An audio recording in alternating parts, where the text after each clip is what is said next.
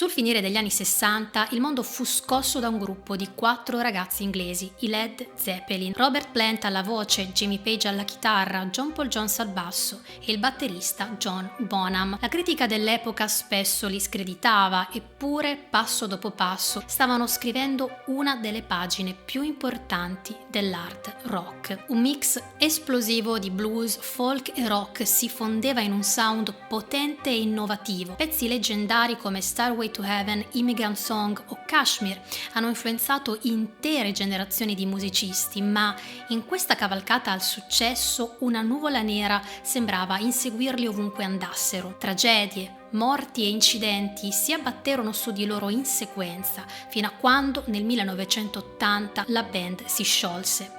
Le voci che fossero maledetti presero sempre più piede e si concentrarono sulla figura di Jimmy Page, il talentuoso chitarrista e fondatore del gruppo, con la passione per l'occulto. La storia di oggi vi trascinerà in un mondo fatto di patti col diavolo, simboli esoterici e maledizioni, ma prima di partire voglio salutare tutti gli iscritti e ringraziarvi. Il vostro sostegno, anche solo con un like, è fondamentale per la crescita del canale e per il lungo lavoro che c'è dietro ogni contenuto che cerco di preparare. Quindi grazie di cuore a chi mi sostiene o a chi deciderà di farlo. Ma ora preparatevi e mettetevi comodi perché iniziamo con il racconto.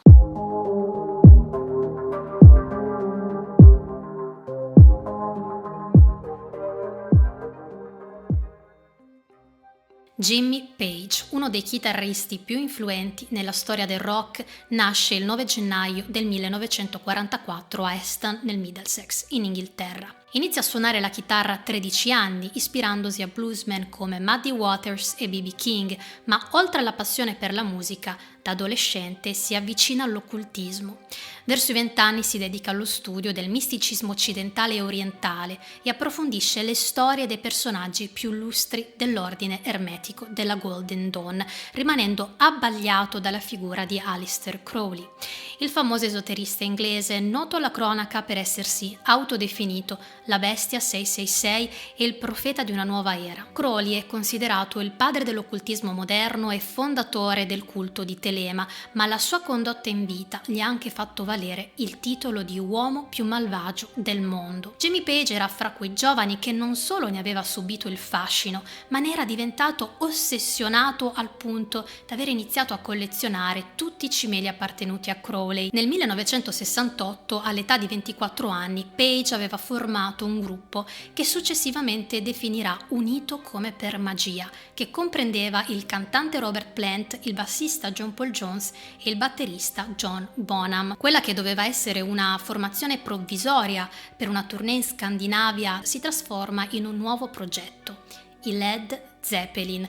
Il primo disco viene pubblicato il 12 gennaio del 1969 e il successo è immediato. In soli 2 mesi entrano nella top 10 della Billboard 200, ottenendo il disco d'oro a luglio dello stesso anno. Nel frattempo iniziano a circolare le prime voci sulla loro condotta spregiudicata durante le tournée, sull'uso smodato di alcol e droghe, sulla distruzione di camere di hotel e su strane perversioni sessuali, accompagnate da sinistre pratiche magiche. Il fatto che un gruppo appena formato avesse ottenuto un successo così grande da subito aveva alimentato la leggenda secondo cui 3 di loro avessero venduto l'anima al diavolo in cambio di fama, ricchezza e carisma. O meglio, che Jimmy Page avesse venduto la sua, quella di Robert Plant e di John Bonham, perché a differenza degli altri John Paul Jones non era solito a vizi e perversioni come gli altri, ma preferiva starsene per i fatti suoi, al punto che a volte si faceva persino fatica a rintracciarlo.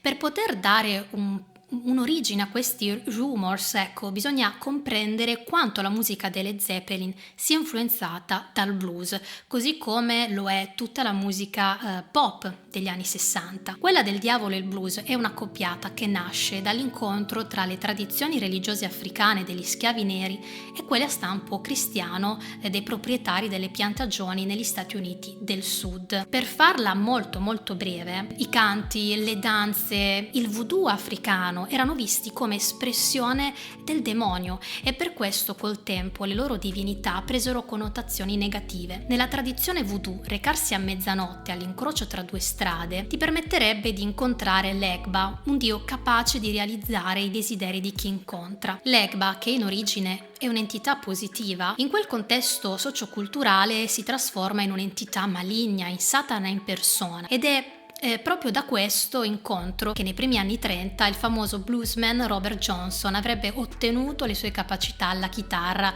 in cambio della sua anima. Le stesse voci circolano sul successo immediato dei Led Zeppelin e trovano conferma nella passione di Page per l'occulto, chiaramente. Voci che vengono ulteriormente alimentate quando nel 70 pubblicano Led Zeppelin 3, dove direttamente su vinile, al posto dei numeri di matrice, Page fa incidere la frase Do what thou wilt e so mote be. Do what thou wilt, spero di averlo detto bene, ovvero fa ciò che vuoi, è la legge fondamentale su cui si basa il culto telemitico di Crowley e che in apparenza con la loro condotta spregiudicata i Led Zeppelin sembravano seguire alla lettera. So mote be, ovvero così sia, di solito segue la fine di una preghiera, di una cerimonia o di un rituale, sia in massoneria che nell'ordine dei Rosa Croce e nel neopaganesimo, ma anche in questo caso può essere ricondotto a Crowley dal momento che l'aveva utilizzato in alcuni dei suoi scritti.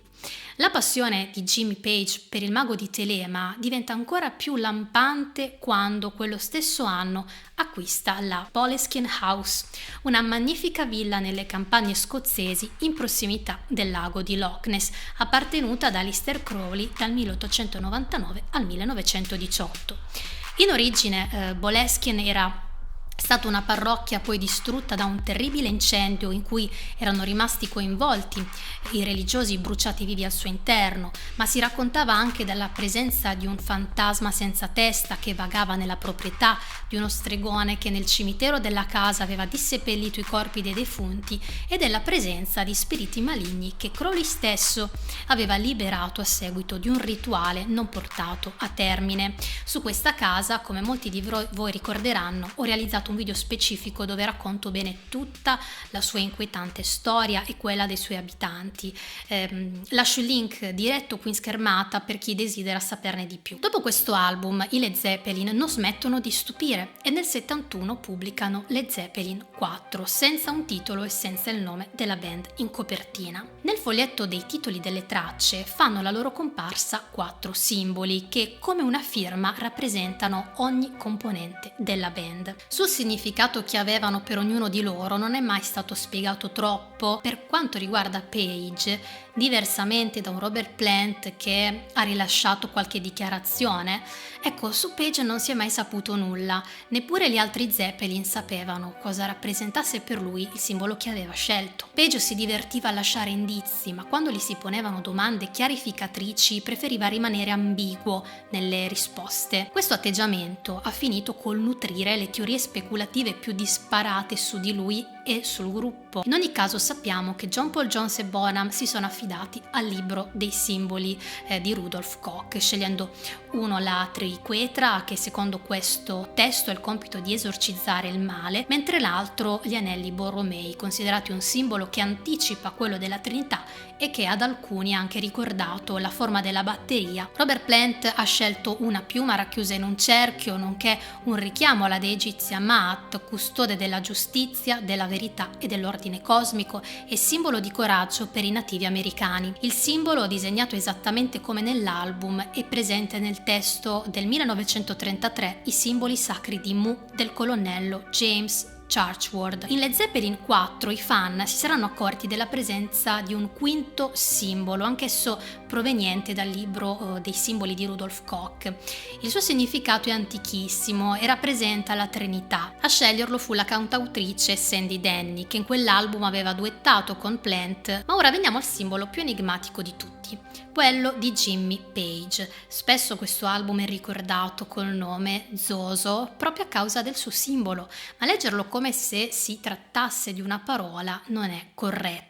In realtà è presente in diversi manoscritti, tra cui un'opera del 1557 di Gerolamo Cardano intitolata De Rerum Varietate e in una ristampa del 1850 di un'opera del 1521 dal nome Il drago rosso e la gallina nera, compresi i segreti di Artefius, i segreti di Cleopatra e come renderti invisibile. Quello che i manoscritti ci raccontano è che rappresenta il Capricorno. Nell'opera Il drago rosso il suo potere deriva dal pianeta di appartenenza, quindi da Saturno.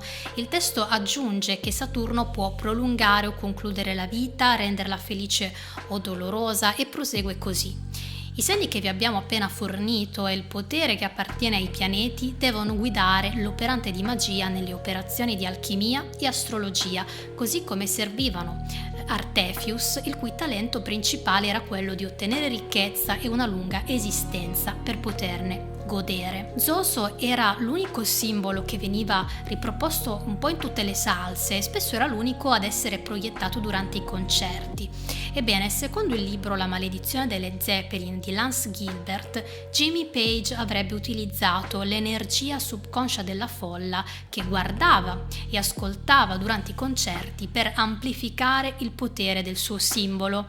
Dato l'interesse dichiarato che aveva per la magia talismanica, secondo Gilbert l'utilizzo di Zoso poteva avere una duplice valenza: protezione e successo per la band, un successo e una protezione che certe entità potevano assicurarti, ma a un caro prezzo. La prima tragedia si abbatte il 5 agosto del 75. Durante una vacanza a Rodi in Grecia, Robert Plant, sua moglie Maureen, i suoi loro figli e Scarlett Page, figlia di Jimmy Page, hanno un tragico incidente automobilistico. Plant si frattura gravemente una caviglia e un gomito, i suoi figli riportano diverse lesioni, mentre Scarlett Page è l'unica miracolosamente illesa.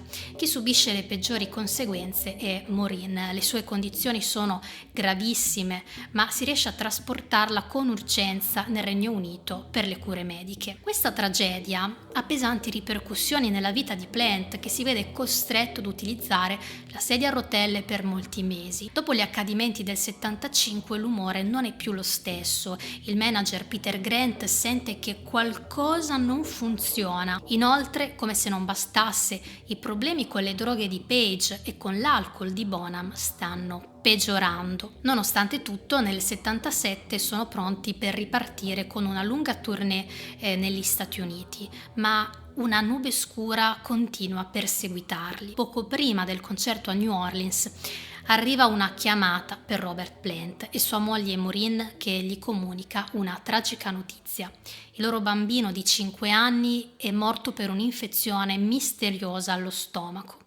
Sconvolto dalla perdita, lascia immediatamente l'America per tornare in Inghilterra, ma è l'inizio di un periodo tanto buio da portare Plant a pensare di lasciare definitivamente i Led Zeppelin.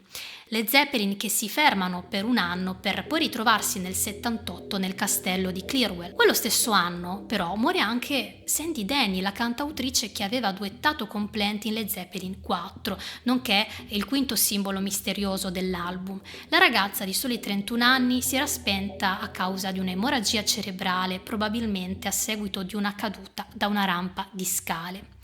La tragedia però sta per colpire definitivamente anche i Led Zeppelin, che nel giugno dell'80, dopo un mini tour in Europa, sono pronti a ripartire con un altro tour negli Stati Uniti. Il 25 settembre di quello stesso anno, John Bonham viene trovato morto, soffocato dal suo stesso vomito, dopo aver ingerito una quantità troppo elevata di alcol. A seguito della sua scomparsa, i Led Zeppelin annunciarono di non poter più proseguire e di voler sciogliere la band. Esiste un'altra teoria paranormale dietro la serie di tragici eventi che colpirono i Led Zeppelin: la maledizione di Kenneth Anger. Nel 73 cercava qualcuno che potesse comporre la colonna sonora del suo film Lucifer Rising e per questo si rivolse a Jimmy Page, che nonostante i numerosi impegni accettò l'incarico, lasciandogli persino il suo studio di montaggio nel seminterrato della sua casa londinese. Il tempo passava, più in particolare passarono 3 lunghi anni e invece di 40 minuti di musica come richiesto da Anger, Page ne aveva composti solo 28. 28 minuti che dopo averli ascoltati Kenneth giudicò inutilizzabili, accusando Page di essere diventato un eroinomane e di aver cercato di sabotare il suo film. Ma ciliegina sulla torta aveva deciso di scagliare su Page e la sua compagna dell'epoca, Charlotte, una maledizione, dichiarando quanto segue: non sono un cristiano che porge l'altra guancia, infatti sono pronto a lanciare una maledizione alla Kenneth Anger. È un multimilionario avido, lui e Charlotte, quella orribile ragazza vampiro. Avevano tantissimi servitori, eppure non mi hanno mai offerto una tazza di tè o un sandwich, il che è un grosso errore da parte loro, perché ho lanciato la maledizione di Remida su di loro. Se sei avido e accumuli oro, ti prenderai una malattia. Così ho trasformato lei e Jimmy Page in statue d'oro, perché entrambi hanno perso la testa. Lui non può più scrivere canzoni. Secondo alcuni, questa maledizione avrebbe causato il declino finale del gruppo, facendo entrare Jimmy Page in una sorta di coma creativo che non gli avrebbe più permesso di produrre hit di successo dopo la fine dei Led Zeppelin. Tirando le somme, solo John Paul Jones ne è di fatto uscito incolume da quel vortice di drammi e tragedie che colpirono la band. L'unico che non si era lasciato trascinare da certi vizi e che secondo la leggenda non aveva firmato il patto col diavolo. Con questo siamo giunti al termine. Grazie per aver visto il video e non dimenticatevi di farmi sapere la vostra opinione, cosa ne pensate. Secondo voi in realtà è solamente stata una diceria, sono solamente voci, solo una leggenda, oppure c'è della verità? Io per il momento vi mando un abbraccio fortissimo, ci vediamo al prossimo video, ciao a tutti!